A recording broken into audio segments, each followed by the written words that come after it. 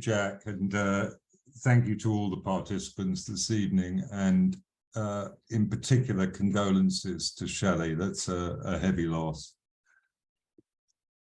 I was fascinated to listen to what everybody said. I'm not a Jew. I'm not a Jew. I'm not a Jew. But sometimes I get asked about my heritage, and I say that my mother was a Jew. And then my interlocutors, if they're English Gentiles, will invariably say, well, you're a Jew then. And I'll say to them, no, I'm not. I'm not a Jew. You wouldn't say to a person who had a Chinese mother that they were Chinese. You wouldn't say to somebody who had a black mother and a white father that they were necessarily black. Why do you say to me that I have to be Jewish? And they say, because that's what the Jews say. In that kind of deference to the idea that they will take the role of enforcing the matrilineal nature of Jewishness, I don't think that the English Gentiles are being in some way particularly sensitive culturally to Jews. On the contrary, I think that beneath it lies a tiny little old taint of anti-Semitism, as usual. Why? I know for two reasons. One is, whenever I tell people, having told them I'm not a Jew, though I'm of Jewish heritage, they look like this, they look at me sideways, they sort of cock their heads like this, and look at my nose. They look at my face, they look at the fact that I have dark olive skin. And they're confirmed in their prejudice. Because for them, deferring to the Jewish matrilineal inheritance is a form of condescension, in fact.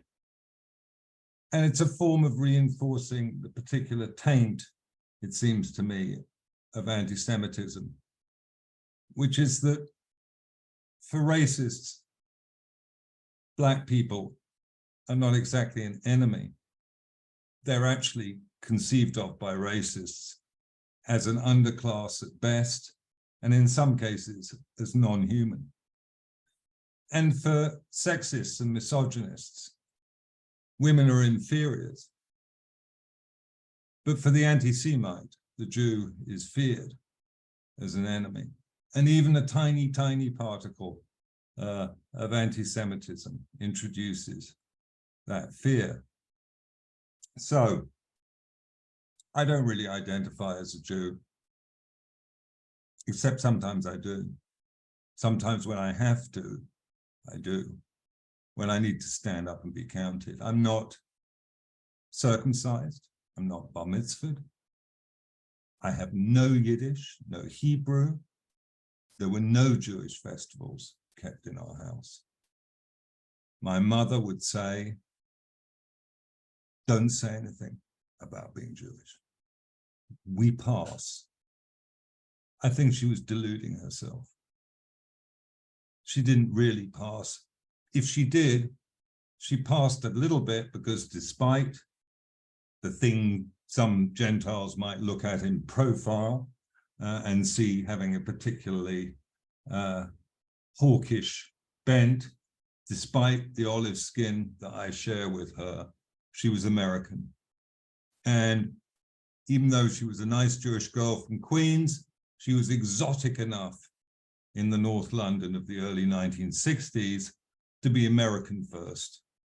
And maybe her Jewishness hid behind that. The other thing was, we were surrounded by English Jews who lived in the Hampstead Garden suburb in East Finchley in North London, around where we were. And my mother, I wouldn't go so far as to say she had contempt, but she didn't have much to say about the English Jews who surrounded us. She said, she once quoted G.K. Chesterton, a famous anti-Semite, to me. Chesterton said, the Jews are like everyone else, but more so. What would you say of English Jews? That they're like the English, but more so. And certainly compared to my mother, who was flamboyant, outspoken, and a, you know, almost sort of stereotypic New York wiseacre, the English Jews who lived around us did seem slightly colorless, slightly like the English, but more so. And I had, I suppose, quite a bit to do with them, but I didn't feel any huge affinity with them. I didn't feel any great draw to Judaism. My father seemed completely indifferent to all of this. He was English, his heritage had its own peculiarities. It wasn't a big deal.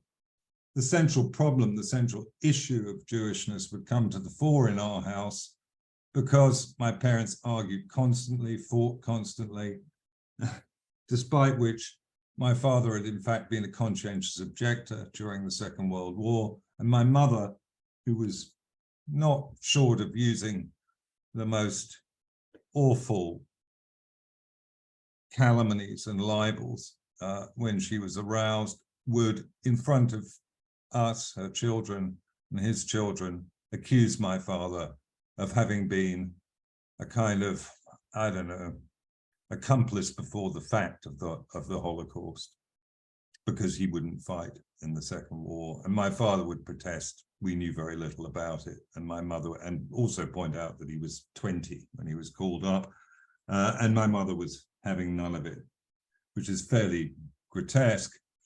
My mother, and you may begin to think at this stage that I'm revealing myself as being fairly typically Jewish mother's son. My mother also was keen to de-racialize the idea of Jewishness. The Holocaust had been predicated on a racial distinction.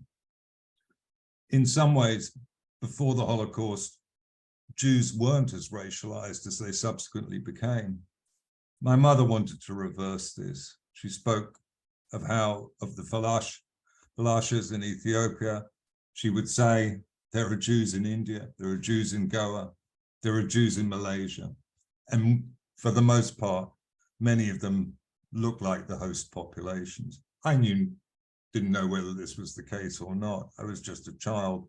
All I knew was that the Jewishness was something we didn't want to go on about. Occasionally, she'd crack, she'd proclaim that all the most intelligent and cultured people in the world were Jews, Marx, Freud, Einstein, etc. And we'd get in the car, go to Golders Green, to Bloom's Delicatessen, and eat salt beef sandwiches. That was it. She died when I was relatively young, in my early 20s. And with her, what Jewish connection there was died as well. Throughout my adult life, I've only felt Jewish, and this is to pick up on something that Shelley was saying, I've only felt Jewish in the presence of anti-Semitism. That's what has activated my sense of belonging, no matter how attenuated it might be. I felt Jewish when the boss of one of the first jobs I had, which was working for a contract publishing company, and I wanted to go and pitch to Tesco's. He said to me, you don't want to go over there, Will, they're all Yids. Then I felt Jewish. I felt Jewish when anybody made an anti-Semitic remark, which was fairly often still in the 1980s. And that kept my Jewish identity alive. But I think like a lot of, not just secular, but half Jews like me maybe, or Jews who are in some sense disaffected, I came to view the situation in Israel as poisonous in some senses, just poisonous, just toxic, and to be very, very upset by what was going on with the Israeli state. And after Operation Cast Lead, when the IDF went back into Lebanon in 2009, I think it was 2009, might have been 2011, I resigned my Jewishness publicly in an article in the Evening Standard. Not that I felt that the kind of Sabra elite in Israel were likely to notice this at all. It was really aimed at liberal Jews here in the UK, who, as I saw, as apologists for the IDF and by extension, the Zionist bent in the Israeli government. I've now reassumed my Jewishness. Here I am. Here I am. I've reassumed my Jewishness. And why have I reassumed my Jewishness? Because my brother's in-law's carer, when he was dying a year and a half ago, quite casually said she was the carer he really liked, the one that danced in front of him, that kept him having any skin in the game of life. The carer said, en passant, you know, some people say that Hitler was right. And when I double took and said, what do you mean? She said, well, you know, he was just acting before the Jews became the controllers of the world media that they are today. That made me feel quite Jewish. I was quite ashamed that I didn't push back hard against her. I didn't push back hard against her because she was black. And the new anti-Semitism that is abroad in this country is different. It's different to the good old-fashioned English anti-Semitism. You know, my mother would say, in America, they hate you because you're black, you're a woman or a Jew. Here, they hate you personally, and you only happen incidentally to be black, a woman, or a Jew. I don't really believe in the idea of multiculturalism at all. Culture is a vector, and vectors only usually go in one direction. They carry practices, beliefs, attitudes, philosophies from the present into the future. If many different kinds of communities with different cultural attributes coexist, it's because of the tolerance of a dominant culture, or not. It's not because there's some saintly world government waiting for us ahead of the line. That's not going to happen. And the evidence that that's not going to happen is how the several communities in this country are starting to jostle against each other, like some kind of perverted introjection of the British martial races policy. Narcissisms of small differences between the oppressed, who passes, who's looked at sideways and who isn't, doesn't have to be looked at sideways because they have a black face, and so on and so forth.